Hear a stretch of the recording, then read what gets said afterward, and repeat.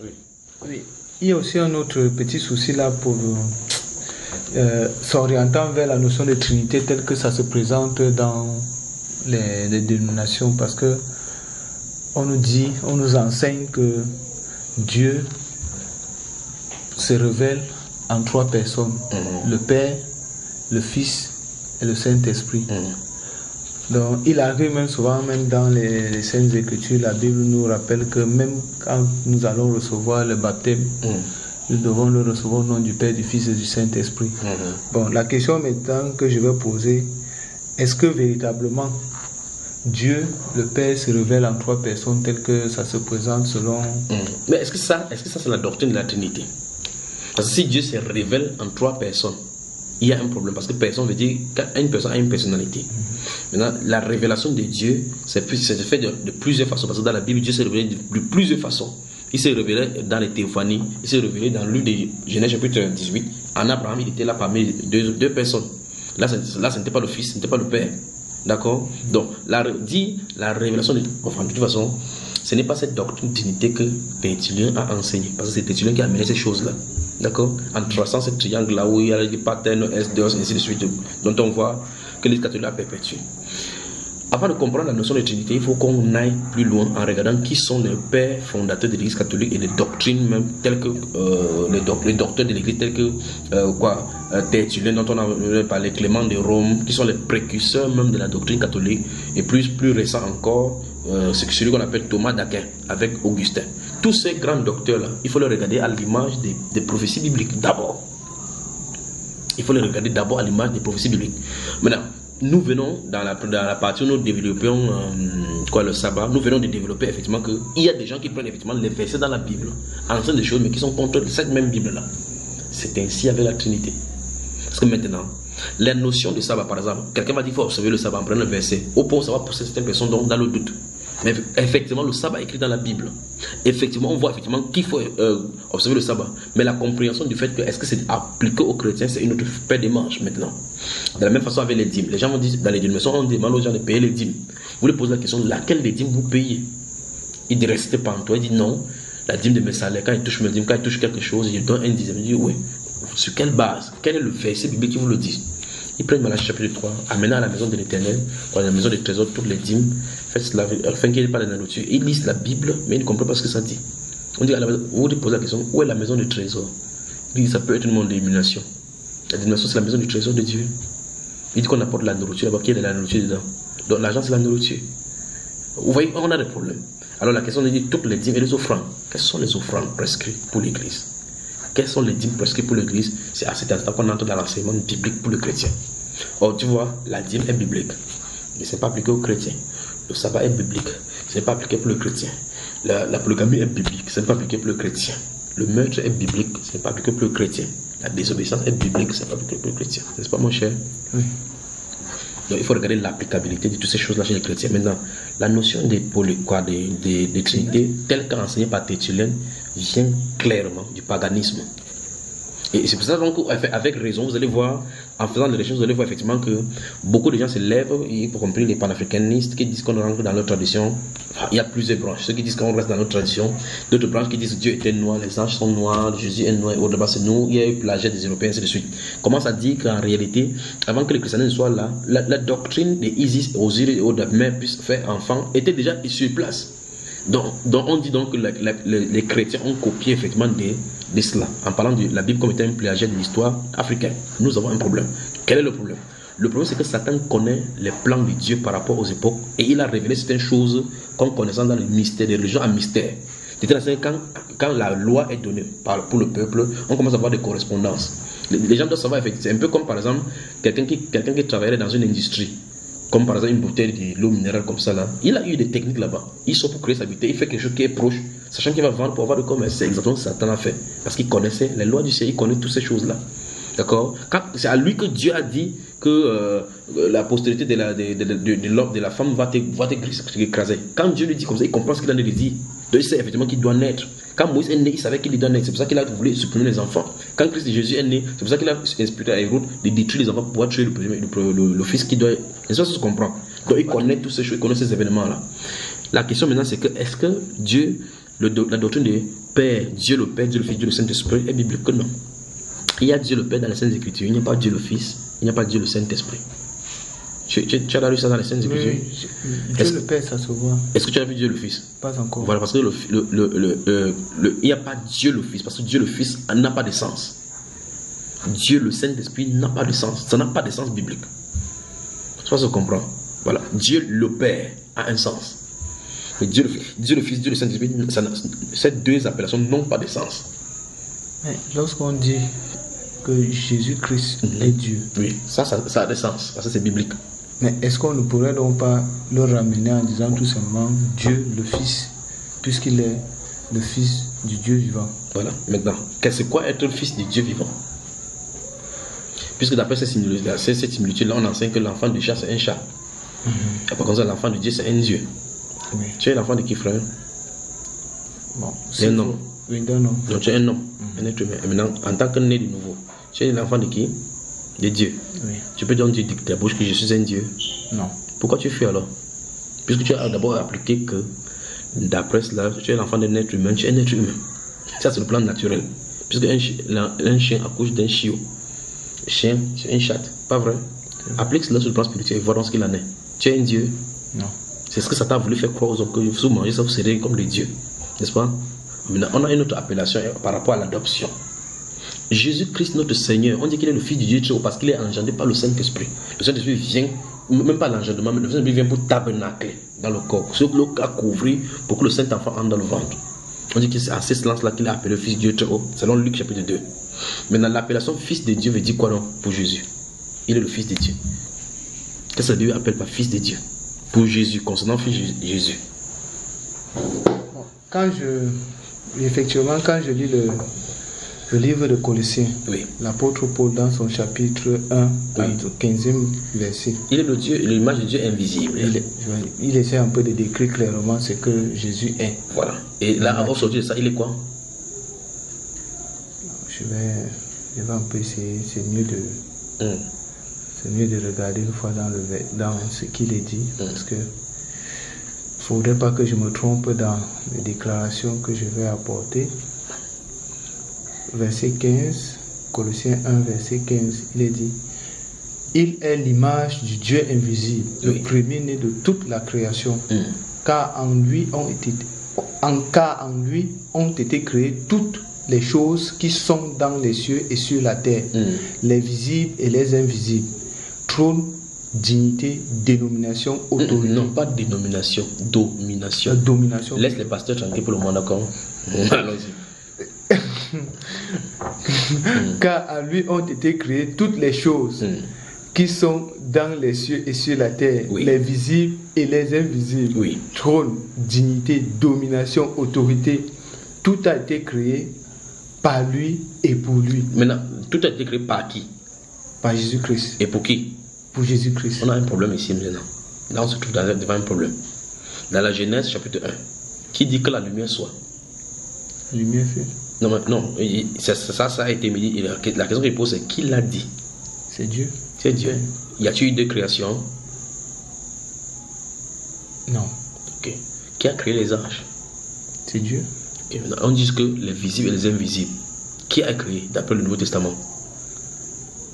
C'est Dieu, mais pas Jésus-Christ. Comment ça par Jésus-Christ?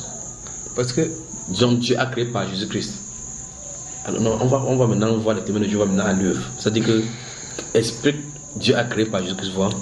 Bon, quand on ouvre le livre d'Évangile, chapitre 1 de Matthieu, des gens. Alors oui, même là. Commence. Lis, non, lis. Comme ça, tu vas me dire ton pas là. Évangile de Jean, chapitre 1er. Oui. Il est dit: au commencement était la parole. La parole était avec Dieu. Oui. Et la parole était Dieu. La parole, c'est qui? Jésus-Christ. Okay. Parce qu'il est dit plus tard qu'il s'est fait chair. Ok, donc, ok, maintenant. On va rester sur cette appellation. Elle s'est fait chair. Parce qu'il est question au féminin ici. Et la parole s'est fait chair, elle habitait parmi nous. D'accord? Plein de grâce. Maintenant, quand elle est venue parmi nous, la parole, elle a pris la forme humaine. Pas vrai? C'est vrai. C'est là où elle s'est fait chair. Quand il n'était pas parmi nous, il avait quelle forme? Je veux que tu m'expliques. Une forme spirituelle. Ça dit quoi, comme exemple? Ça veut dire. Parce qu'il prend la forme de l'homme parce qu'il est venu au milieu des hommes. Vous voulez dire, elle prend la forme. La parole s'est faite chair, s'est constituée une chair pour habiter parmi nous, pleine de grâce. Et nous avons contribué sa grâce. D'accord? Alors la question c'est, avant que la parole ne vienne pour faire chair, quelle est sa forme? Encore, elle vient d'où? Elle provient d'où concrètement? C'est là le problème sur la nature, la vraie nature de Dieu. Exactement.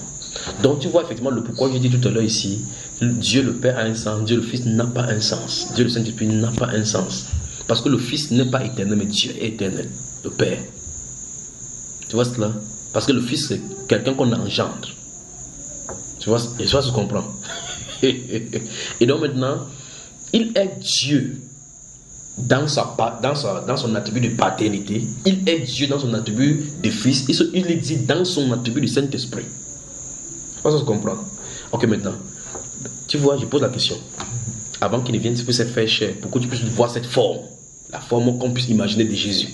Physiquement, qui marchait, il mangeait, il était fatigué, ainsi de suite. Je crois qu'on va laisser le musulman de côté pour qu'il se casse la tête, qu'un Dieu qui mange, un Dieu qui mange, un Dieu qui se fatigue, ce sont plusieurs problèmes. Mais restons sur la parole. La parole va devenir au milieu des hommes. Il a eu un passé, pas vrai? Dans le passé, quelle forme a-t-il et qu'est-ce qu'il fait? Mieux, qu'est-ce qu'elle fait, la parole?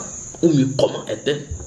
Est-elle pensante? Est-elle un esprit? Est-elle quoi? Quelle est la forme? Parce que quand on dit Jésus, c'est un être. Parce que dans les êtres humains, on doit prendre un nom. C'est ça le vrai problème. D'accord? Alors, la personne, comme tu pouvais t'apporter comme ça, quand on touche comme ça, son vêtement guéri. C'est lui qu'on appelle Jésus. Mais on dit que cette personne a fait chair, s'est fait chair. Donc ça veut dire que ce n'est pas la chair, cet être qu'on a regardé qui est le problème. Donc c'est une personne d'autre, ou bien un être qui se trouve à l'intérieur. N'est-ce pas, chair? Oui, c'est ça. Ça veut dire que cet être-là s'est formé une chair et a marché sur la terre comme ça, comme nous. Pas vrai? Alors je pose la question, cette personne-ci, avant d'entrer dans cette chair-ci, comment elle est? Jean chapitre 14. Courage, d'accord, mon cher? Je crois que désormais, quand les gens vont réfléchir sur la divinité du Seigneur Jésus-Christ, désormais, il faut qu'on oriente au chapitre 14. Il faut qu'on aura la réflexion de réfléchir sur Jésus, la personne de Jésus. Ok, son nom c'est Jésus-Christ, qu'il a pris sur le plan humain.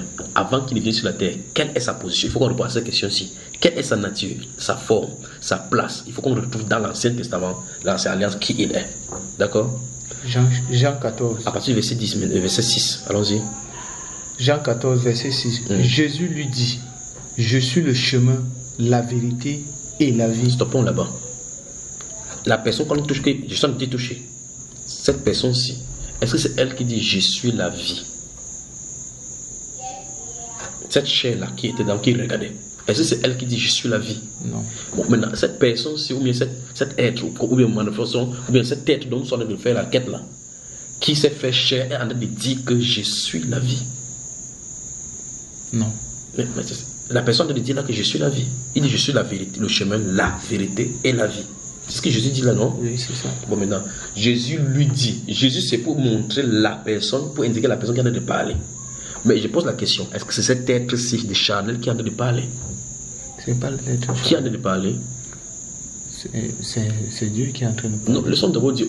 Comment tu sais que c'est Dieu qui est en train de parler? Puisque là, si c'est Dieu, alors lorsqu'il est là-bas, ça veut dire qu'il est Père, pas vrai? Oui, parce que Jésus dit dans les Saintes Écritures que lui et Dieu font un. Ok. Maintenant, le témoin, je vais dire que Dieu et Dieu sont un. Ça veut dire, par exemple, comme ton père peut t'envoyer le représenter dans une entreprise pour signer en son nom. Est-ce que c'est de cette façon-là? C'est ce que les témoins font pour régner la divinité de Jésus. En disant dans ces paroles-là que le Père et moi, nous sommes un. Ils disent, c'est un peu comme un papa peut représenter son fils, envoyer son fils le représenter. Est-ce qu'ils ont raison? Non. Non. Parce que après avoir dit cela, les gens ont pris le cahier pour le lapider. Il dit pourquoi me lapider? Nous sommes dans l'argent, je peux le dire là maintenant. Il dit pour un miracle, je vais faire voir plusieurs miracles pour lequel me lapider. Il dit non. Pour les miracles, c'est pas pour cela, mais pour un blasphème. Parce que toi qui es homme, tu t'es fait Dieu. Quand il a dit le Père, moi nous sommes un, il voulait dire qu'il est Dieu. Pas vrai? Nous allons retrouver ça. C'est continué dans le chapitre 14. Pour les musulmans, ils disent non, montre-moi le verset où il est écrit que je suis Dieu, adore-moi. Il croit que l'autre Dieu va parler comme le Allah. Que prosternez-vous. Jean 14. Oui, nous sommes verset 6, maintenant verset 7. Verset 7. Si vous me connaissiez, oui, vous connaîtriez aussi mon Père. Il s'adresse à qui d'abord? Il s'adresse il s'adresse aux scribes, aux pharisiens. Non, fais attention. Parce que Que votre cœur ne se trouble point, croyez en Dieu et croyez en moi. Il y a plusieurs demeures dans la maison de mon Père. Si cela n'était pas, je vous l'aurais dit. Je vais vous préparer une place. Et lorsque je m'en serai allé et que je vous aurai préparé une place, je reviendrai et je vous prendrai avec moi, afin que là où je suis, vous y soyez aussi. Vous savez où je vais et vous en savez le chemin. Thomas lui dit, Seigneur, nous ne savons où tu vas. Comment pouvons-nous savoir le chemin? Jésus lui dit, je suis le chemin, la vérité et la vie. Je te prends là-bas. Donc, il s'adresse à qui? Il s'adresse à Thomas. Non, depuis là, il parlait à qui? Avec qui? Il parlait de vous. Il parle de qui? Il parle au peuple. Non. Relis encore le verset 1. Que votre cœur ne se trouble point. Il s'adresse à qui là? Est-ce que c'est au scribe? Est-ce qu'il faut... Non, continuons. Croyez en Dieu et croyez en moi. Il y a plusieurs demeures dans la maison de mon Père. Oui. Si cela n'était pas, je vous l'aurais dit. Oui. Je vais vous préparer une place. Quand Christ est parti, il est parti préparer une place à qui? Aux élus, à ceux qui ont cru. À ses disciples, à lui. Donc il ne s'adresse pas à tout le monde, ça ne concerne pas tout le monde. Donc ici, il s'adresse à ses disciples, ça veut dire que de façon ponctuelle, physiquement, il y avait ses disciples devant lui.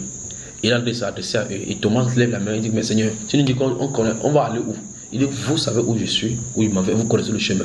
Thomas dit, ok, c'est quel chemin? Il dit, je suis le chemin, la vérité et la vie. Verset 7 maintenant, non? Oui, verset 7. Si vous me connaissiez, vous connaîtriez aussi mon Père. Donc ça veut dire que si vous voulez connaître le Père, faites l'effort de connaître Jésus, tu vas savoir vraiment qui il est. C'est là maintenant. Donc il faut connaître vraiment qui est Jésus. Vraiment. Tu vois cela? Dans Matthieu chapitre 11, il dit que personne ne connaît le Père si ce n'est le Fils. Et personne ne connaît le Fils si ce n'est le Père. Ou celui à qui le Fils veut le révéler. Donc pour connaître Dieu, il faut que Christ te parle. Et maintenant, il va le parler. Continuons. Maintenant, et dès maintenant. Et dès maintenant, vous le connaissiez. Et vous l'avez vu. Stop. Donc il dit maintenant à ses disciples que quoi? Comme l'enseignement. Et dès maintenant, vous le connaissez et vous l'avez vu. Ils connaissent qui? Ils connaissent maintenant le Père puisqu'ils ont connu le Fils. Non, il dit vous le connaissez et vous l'avez vu. Restons tout simplement dans la Bible. Donc littéralement, ou bien là de façon pratique, il dit que maintenant, il dit d'abord que si vous me connaissez véritablement, vous devez connaître automatiquement le Père. Et maintenant même déjà, vous le connaissez. Donc ils connaissent le Père, ils l'ont même vu. Il faut que tu me dises comment. Dès maintenant, vous le connaissez et vous l'avez vu. Tu vois ton étonnement, n'est-ce pas? Regarde l'étonnement des disciples. Quel devrait être leur étonnement? Donc il s'attendrait à ce que, si c'était nous aujourd'hui, non, il y a Jésus et son Fils, comme on dit là, et son Père quelque part. Regarde l'étonnement. Lis, frère. Donc, et maintenant, Philippe lui dit, Seigneur, montre-nous le Père et cela nous suffit. Donc nous avons un problème ici. Jésus a donné le renseignement qu'ils ont déjà vu le Père. Il dit quoi? Montre-le nous. S'ils avaient déjà vu vraiment comment, comme Jésus a dit, autant au sens de notre vision. C'est-à-dire, voici une goutte d'eau qui est devant toi. Tu as déjà vu, Seigneur, puis vous avez te montrer que voici ça parce que tu as déjà vu. Mais Jésus qui leur donne le renseignement qu'ils ont déjà en réalité vu le Père. Dès maintenant. Il dit qu'il n'a pas dit dans le passé, vous avez vu, sans vous en rendre compte. Il dit dès maintenant, vous l'avez vu, vous le connaissez, vous l'avez vu. Et il dit encore maintenant, montre le Père, cela nous suffit. Suivons Jésus. Maintenant, il dit, Jésus lui dit, il y a si longtemps que je suis avec vous et tu ne m'as pas connu, Philippe. Celui qui m'a vu a vu le Père. Comment dis-tu, montre-nous le Père? Ne crois-tu pas que je suis dans le Père et que le Père est en moi? Arrêtons-nous là-bas. Où se trouve le Père? En Jésus-Christ. Oui, rentrons dans Jean chapitre. Tu dis que le Père se trouve où? Ne crois-tu pas que je suis dans le Père et que le Père est en moi? Ok, maintenant. Où se trouve le Père? Le Père est en Jésus. Allons dans Jean chapitre 1 encore. Jean chapitre 1. Verset 1. Au commencement était la parole. Oui. Et la parole était avec Dieu. Oui. Et la parole était Dieu. Ok. Donc la parole là, c'est qui en réalité? La parole, c'est Jésus. Jésus, c'est la chair humaine. C'est l'homme qu'on a pris, qui a marché avec nous, qui avait une tête, les yeux, les pieds, qui marchait, était fatigué, qui disait que pharisien, race de vipères. Hein? Mais qui est la parole en réalité? En réalité, tout ça, c'est la même chose. Hein. C'est Dieu. En réalité, tout ça, c'est la même chose. C'est Dieu. Donc, le Père et le Fils ne sont pas disjoints. Tu ne peux pas les disjoindre. Et tu ne peux pas laisser. Parce que les terminologies Fils et Père sont des attributs. Qu'est-ce que tu fais dans la vie, frère? Bon, je suis fait comme profession ou bien... Comme profession. Chercheur. Tu es chercheur. Donc, si on dit par exemple chercheur au NSA ou à la NASA, prenons que tu es chercheur à la NASA. Tu vas te marier, pas vrai? Oui. Quand tu vas marier, tu es père d'enfant. Tu es père. Mais pourtant, tu es chercheur. Oui. Le chercheur est seul, le père est seul. Non. Non, en réalité, ils sont différents. Parce que tu es chercheur. Quand tu as des chercheurs, tu n'es pas père. Quand tu es père, tu n'es pas chercheur. Mais le problème, c'est que c'est toi, la personne, qui fait les deux. Tu vois la différence? Oui, là, c'est les rôles, les attributs correspondent au rôle que tu as de jouer. Ça ne dérange à rien à la personne. La personne a une personnalité. C'est donc pour cela qu'en étudiant donc la personnalité de Jésus, vous allez retrouver la personnalité de Dieu. En retrouvant la personnalité du Saint-Esprit, vous allez retrouver la personnalité de Dieu. Pas que ce soit les personnages, parce que chaque personne a son empreinte qui lui ressemble. On dit donc que Christ, Jésus, le Fils, est l'empreinte de sa personne. Il est son image. Tu ne peux pas filmer ta photo, tu vois autre personne là-bas. Donc, si je comprends bien, c'est que ce n'est pas Dieu qui se révèle en chair comme... Parce que quand tu parles de... Parce qu'ils utilisent beaucoup ce terme-là. Un Dieu révélé en 3 personnes. Non, le problème c'est pas la révélation. Le problème, c'est les personnes, le mot personne qu'ils mettent là-bas. C'est un problème. Dans cette phrase, le problème, c'est la personne. C'est ça. Parce que dès que tu dis 3 personnes, ça fait 3 personnalités. D'accord? Donc, c'est plutôt une personne qui se révèle en 3 différents attributs. C'est une même personne, parce que c'est la même personnalité qui est partout. Tu vas se comprendre la différence. Okay. Un Dieu qui se révèle en 3 personnes. Ça suppose donc que voici un Dieu qui décide d'entrer dans cette personne. C'est parce qu'on dit 3 personnes. Quand on parle de 3 personnes, ça veut dire qu'ils sont distincts. Parce que la doctrine de Trinité montre clairement qu'ils sont distincts, étant coexistants, coéternels. Il n'y a pas de coéternité. Il n'y a pas de coexistence. Il est la vie éternelle. Il n'y a pas 2 styles de vie éternelle. D'accord, mon cher? Ok, donc maintenant, regardons ici. Très bien. Alors, maintenant, c'est une seule et même personne, comme toi. Toi aussi, qui est père, qui est chercheur. D'accord? Et qui est fils d'une maman, d'un papa. Donc, le nœud, donc, si je comprends bien, donc, la théorie de la Trinité cache tout simplement cette histoire de arrêtez sur le polythéisme. Le polythéisme, oui, c'est-à-dire on montre qu'il y a une certaine séparation. Oui. Séparation entre Dieu. Or, Dieu dit qu'il est unique. Il dit clairement qu'en dehors de lui, il n'y a point de Dieu. Donc ça veut dire qu'en réalité, le Fils et le Saint-Esprit ne sont que des attributs. C'est les attributs de Dieu. De la même personne. Quand tu dis Fils, c'est l'une des manifestations. Parce qu'il s'est manifesté en tant que Fils. Dieu est venu dans la chair. Il s'est rabaissé au milieu des hommes. Donc, disons que il s'est rabaissé au milieu des hommes. Dieu était en Christ, réconciliant le monde avec lui-même, en imputant point aux hommes leurs péchés. Pas vrai? Dieu. La Bible déclare dans le livre d'Ésaïe, chapitre 35, qu'il viendra lui-même vous sauver. Non, c'est Dieu qui lui-même va venir vous sauver. La Bible déclare dans 1 Timothée, chapitre 3, verset 16, que le mystère de la piété grand Dieu a été manifesté en chair. Ce n'est pas un peu de Dieu qui est descendu. C'est parce qu'il s'est rabaissé au milieu des hommes qu'on l'appelle Fils. Donc l'attribut du Fils, ce n'est qu'un attribut, mais c'est la même personne. Il dit, je suis avec vous, tu ne m'as pas connu. Quand tu demandes que tu veux voir le Père, il est où? C'est pour ça qu'il te pose la question dès le départ. La personne qu'on appelle Jésus. Quand on dit avant qu'il ne soit sorti du ventre de sa maman, de la chair là, il était où? Oh? Et Michel, où Michel? C'est quoi mon cher? Il faut toujours se poser la question que, imaginons, bon, vous ne pouvez pas faire autrement parce qu'il n'a pas de commencement physique comme nous, normalement. Il est antérieur à nous. Et antérieur à nous, les témoins de Jéhovah disent dans leur livre jaune, c'est qu'enseigne réellement la Bible, quoi, dans la page 218, ils enseignent que Michael, quand il était dans l'esprit, c'était lui qui est Michael. On entend des choses. Michée, chapitre 5. 5. Il y a parti verset 1. Verset 1, il est écrit: maintenant, fille de troupe, rassemble tes troupes. On nous assiège. Oui. Avec la verge, on frappe sur la joue. Oui. Le juge d'Israël. Oui. On frappe sur la joue qui? on frappe sur la joue le juge d'Israël. Qui ça? Maintenant, Non, raconte-moi la question qu'on parle. Il n'y a pas de lit. Quand il dit qui ça, c'est pour t'amener à la compréhension qu'on parle de qui dans ce verset. Qui est-ce qu'on frappe sur la joue? On dit clairement le juge d'Israël. Comment on peut frapper un juge sur la joue? On parle de qui ici, frère? Le juge d'Israël. On parle. Qui est-ce qu'on a frappé sur la joue?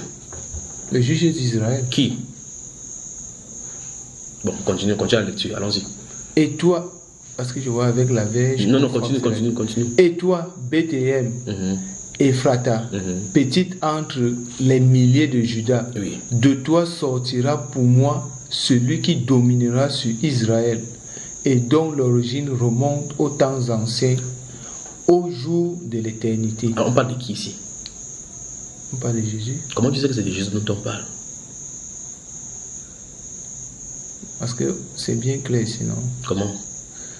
De toi sortira pour moi celui qui dominera sur Israël. On peut dire que c'est un roi qu'on a donné annoncé qui va devenir gouverneur sur Israël. C'est ça qu'on a entendu dire. Oui, mais comment tu vois Jésus là-bas? Pourtant, il n'y a pas écrit Jésus.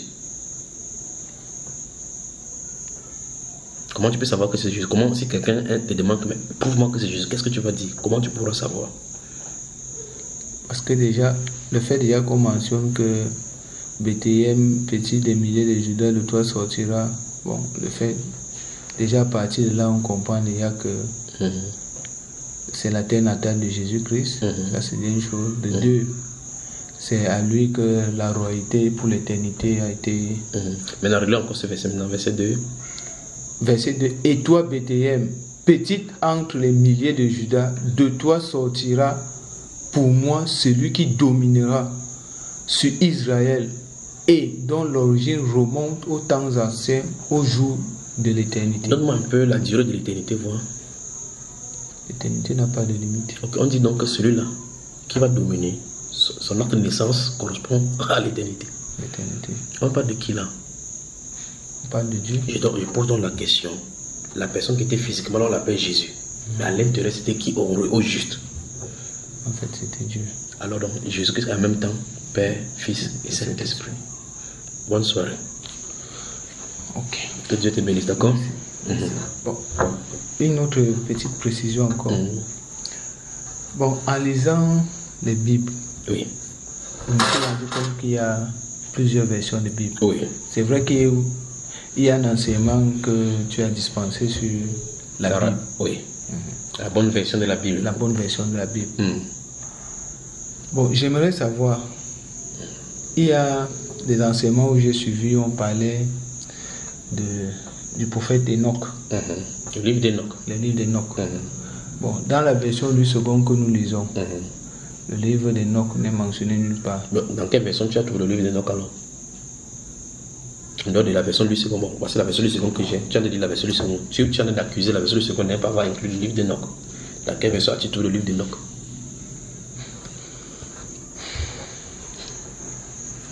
Ou mieux pose ta question autrement. Je voudrais donc savoir, les enseignements que j'ai suivis concernant le livre d'Enoch disent qu'ils sont assez révélateurs de beaucoup de pratiques qui se font et qui vont nous aider à comprendre beaucoup de choses. Donc, je ne sais donc pas. Bon, as-tu dans le livre d'Enoch? Oui, dans le livre d'Enoch. Tu as donc compris beaucoup de choses alors? Je n'ai jamais lu le livre d'Enoch. Pourquoi tu n'as pas lu? Tu as peur? Parce que je n'ai pas eu accès à ce livre. Mais c'est partout. Tu passes sur Internet, tu tapes sur Google livre d'Enoch français PDF. Ça va te sortir en PDF, tu télécharges. Même sur ton WhatsApp, tu peux te retrouver. Même sur Play Store, tu peux trouver ce livre-là. Bon, la première même des choses d'abord, est-ce que c'est conseillé même de... Donc, est-ce que c'est conseillé de lire? De lire le livre d'Enoch. Voilà. Tout à l'heure, tu m'as parlé que tu fais la recherche. Tu fais la recherche dans quoi, frère? Je fais la recherche dans les... Dans quel domaine? Dans quel domaine? Bon, dans le domaine de prévention des risques. Prévention des risques. Donc tu dois prendre le risque maintenant de lire des choses qui ne doivent pas t'édifier, n'est-ce pas? C'est ça. Donc tu vas prendre le risque. Quand tu lis dans le livre sur la prévention des risques, tu ne vois pas que tu risques de te noyer. Est-ce que tu lis ça dans la Bible? Mais c'est mon domaine. Voilà. Ça veut dire que tu vas lire les livres. Il y a des choses. Pour que tu parles des risques, la théorie des risques, il faut regarder les estimations. Il faut prendre des estimations, faire des simulations. des différentes éventualités qui puissent arriver, n'est-ce pas? Avant de le faire, tu vas t'inspirer par exemple de modèles. Par exemple, si c'est en termes économiques, tu vas prendre un modèle économique et puis faire des théories de risque et voir les conséquences sur le marché, les demandes, ainsi de suite. Pas vrai? C'est vrai. Quand tu le fais, tu puises ta ressource où? Dans les livres qui se trouvent partout. Pas vrai? C'est vrai. Je pose la question. Les grands théoriciens des risques de marché sont issus de quelle loge? Les grands. Qui sont-ils? Tu comprends bien ma question, n'est-ce pas, frère? Je comprends très bien. Ça veut dire que tu ne peux pas lire les livres sur les théories des risques et tu as peur de lire les livres de non. Si tu es curieux, va lire. Si tu es curieux de savoir quoi rapport au Coran, lis le Coran.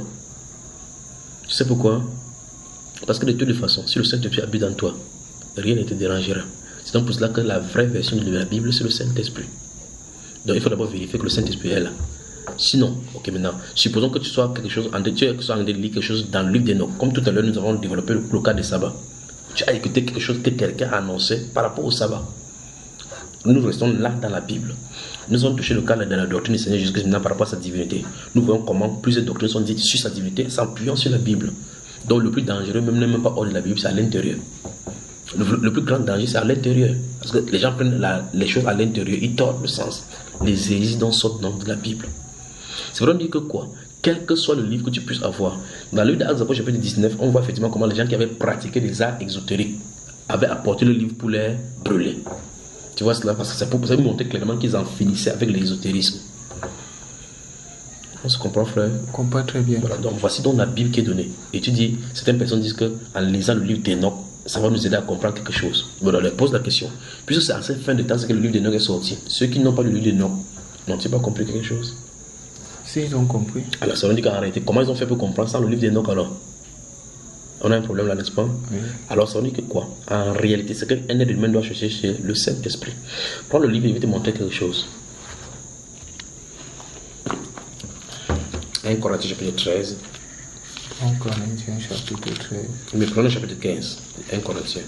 1 Corinthiens chapitre 15.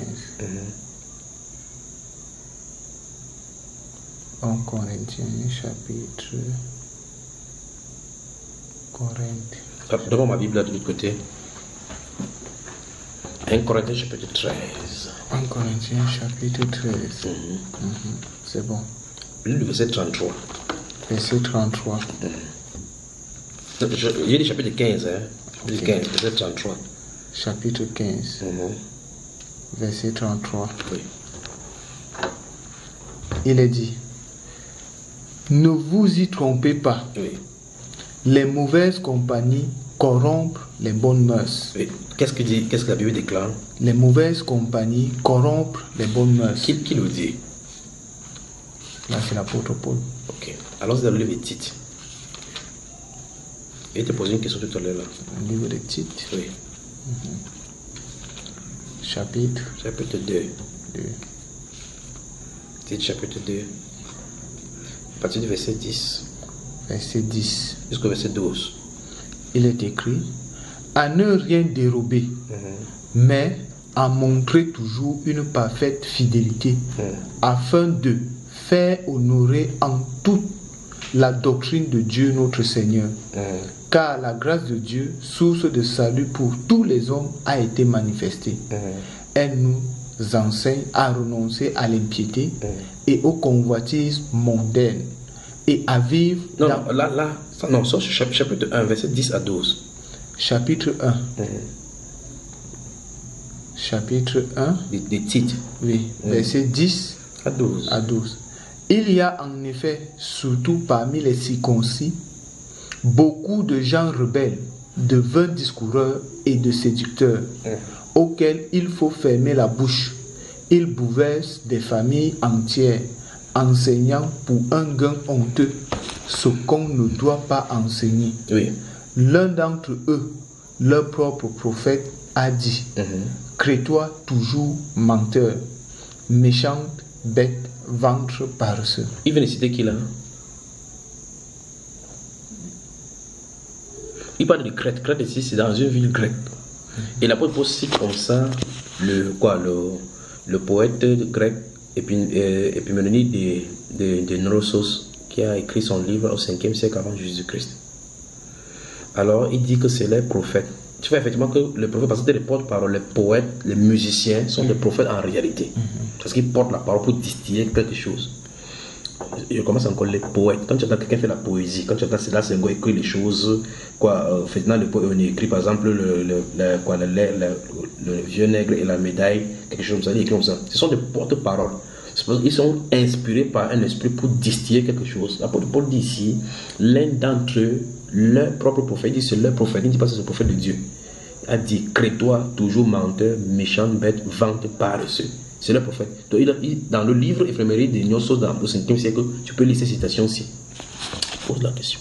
Et la Bible déclare, la suite dit que l'apôtre Paul dit que ce témoignage est vrai. Lis le verset suivant. Ce témoignage est vrai. Oui. C'est pourquoi reprends-les sévèrement. Donc l'apôtre Paul dit que le prophète a raison. Mais cet éphéméride de Gnosos n'est pas un prophète de Dieu. Donc il a écrit dans un livre, et dans le livre de 1 Corinthiens chapitre 15, que tu as lu verset 33, on dit ne vous y trompez pas, les mauvaises compagnies qu'aura le bon mœurs.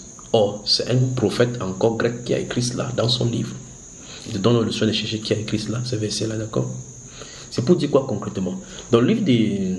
Ça ne veut pas dire, donc, comme l'apôtre Paul a dit que ce que le prophète ci a dit est vrai, ça veut dire que son livre est vrai. Tu vois, ça se comprend. Il a dit leur propre prophète. Quand tu vas savoir qui a écrit le verset dont l'apôtre Paul a dit dans ce livre de 1 Corinthiens 15, verset 33, en disant que les mauvaises compagnies comme le bon mœurs, ça c'est un autre grec encore qui a dit cela. Quand c'est des autres grecs, il cite les philosophes grecs pour qu'ils comprennent effectivement qu'ils connaissent de quoi il est question. Il ne veut pas dire que la philosophie vient de dire, c'est parce qu'il vient de dire.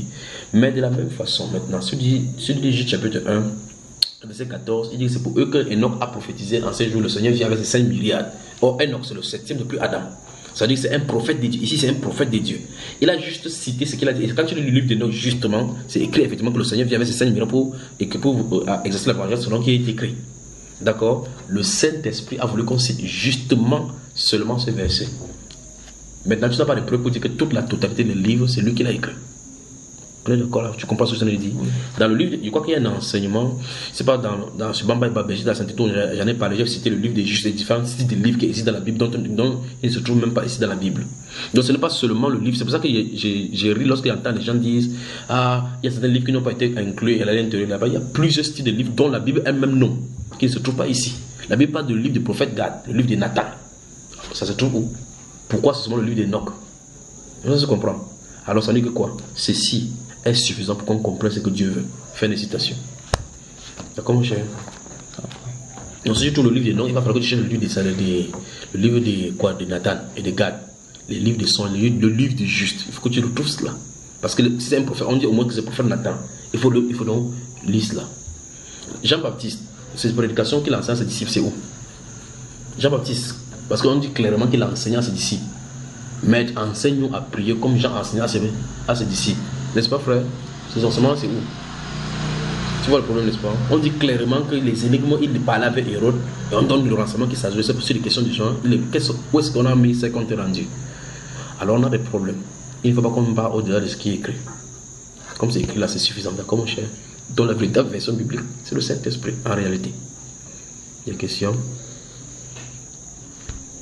Bon, la dernière question porte maintenant